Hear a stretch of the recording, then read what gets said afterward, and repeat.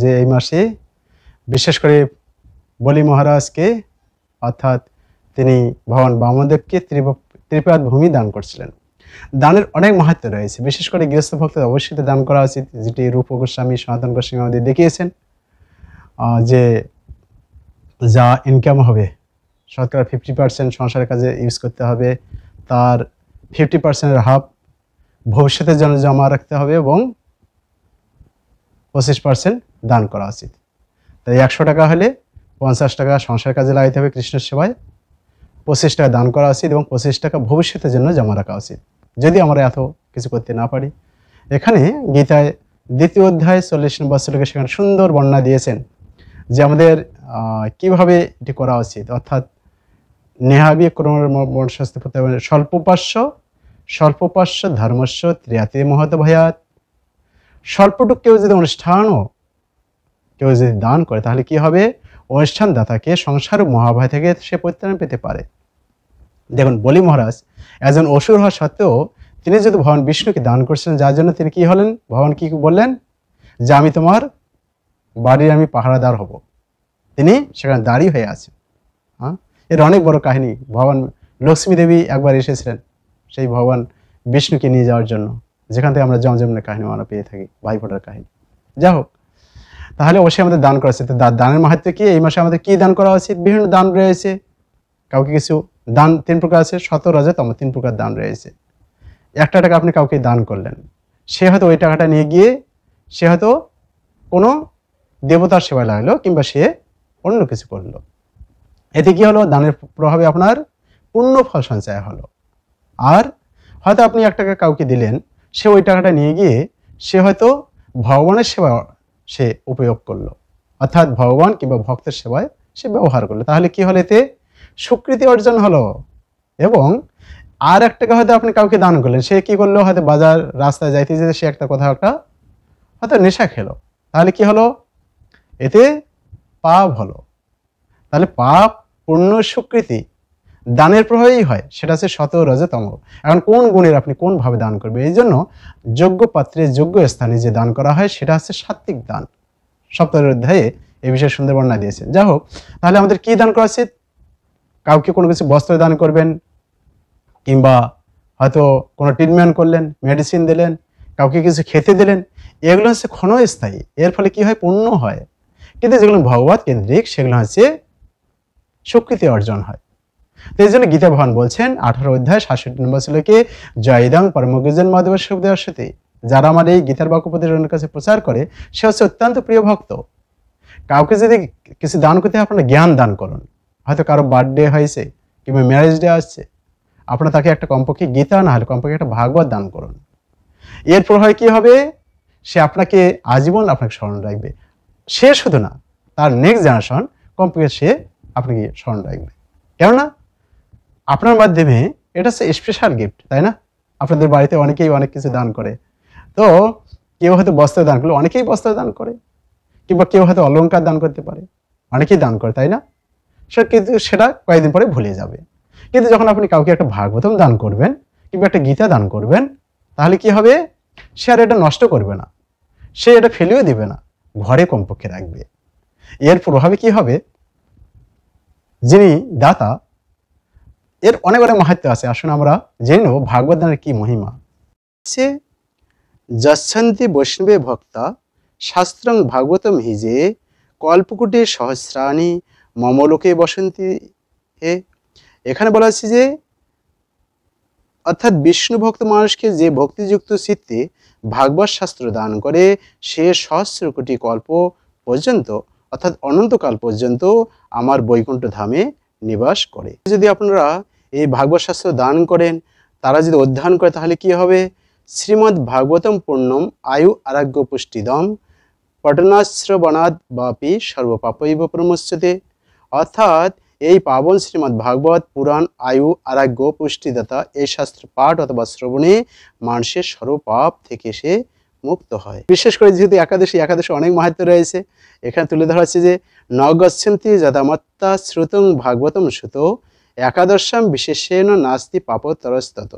অর্থাৎ বিশেষত যে মানুষ সর্বদাই বিশেষত একাদশী তিথিতে ভাগবত শুনতে না যায় তার মতো পাপী আর কেউ নেই। ভাগবত শাস্ত্র গিয়ে রাখলে কি লাভ হবে? যত্র যত্র ভবেৎ পুণ্যম শাস্ত্রং ভাগবতম কলৌ তত্র তত্র সদৈবাহম ভবামি ত্রিদর্শৈ সহ। অর্থাৎ এই কলিযুগে যেখানে যেখানে পবিত্র ভাগবত শাস্ত্র রক্ষিত থাকে, দেবতাদের সাথে নিয়ে আমি সর্বদাই সেখানে উপস্থিত থাকি। অনেকেই প্রশ্ন করতে পারে যে আমি তো পড়তে জানি না, কিংবা আমরা যাদেরকে ভাগবত দান করব তারা যে পড়তে না জানে তাহলে কি হবে তাদের? এখানে বলা হচ্ছে, বর্মাজি কে ভগবান বিষ্ণু নারায়ণ বলছেন, উথায় প্রণমেদ বৈ শ্রীমদ্ ভাগবতম নর ধনংস পুত্রংস তথা দারান ভক্তিম চ প্রদাম্যহম। অর্থাৎ শ্রীমদ্ ভাগবতমকে দর্শন করি, অর্থাৎ যে ব্যক্তি ভাগবতকে দর্শন করে দাঁড়িয়ে তাকে প্রণাম করে, আমি তাকে ধন, স্ত্রী, পুত্র আর আমার ভক্তি প্রদান করি।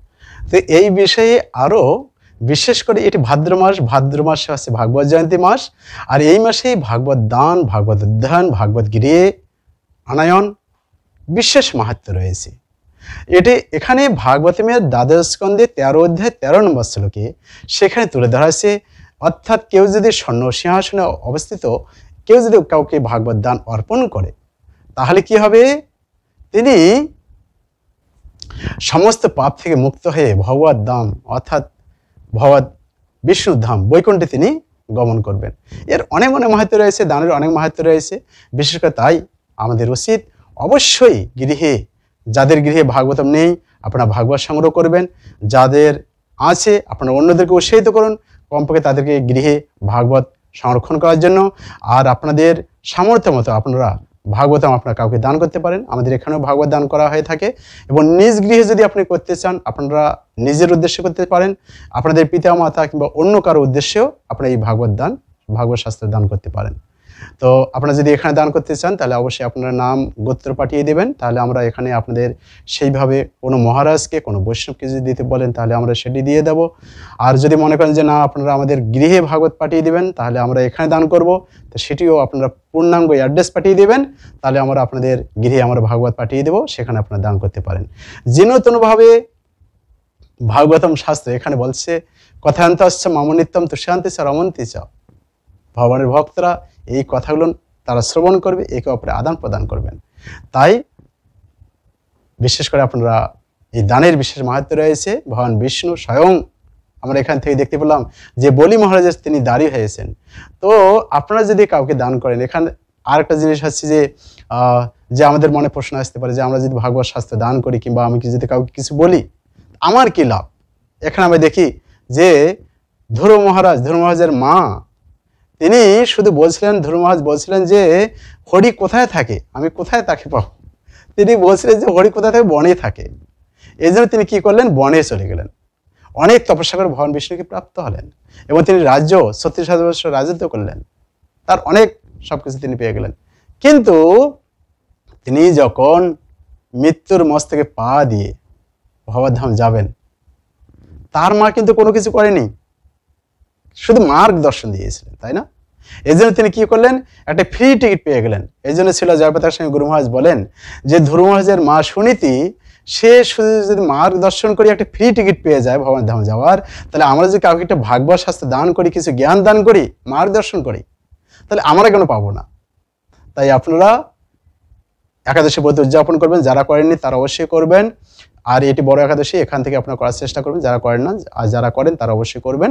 আর বিশেষ করে এই একাদশীর আপনারা পূর্ণাঙ্গ ফাস্টিং থাকতে পারলে ভালো, যে নাও পারেন তাহলে আপনারা কমপক্ষে 12টার পরে আপনারা প্রসাদ পেতে পারেন, একাদশীর প্রসাদ পাবেন, ঠিক আছে? এই দিন যেহেতু বিশেষ বামন একাদশীর, বামন দেবের আবির্ভাব তিথি মহোৎসব।